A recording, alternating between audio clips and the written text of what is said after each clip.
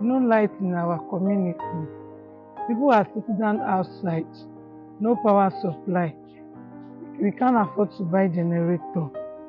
My children are reading with candle.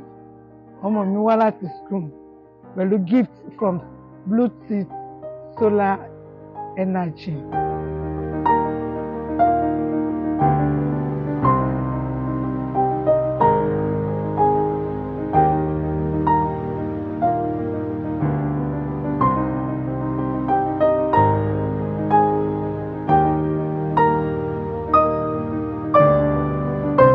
My children are happy with the light, and I'm also happy with the light.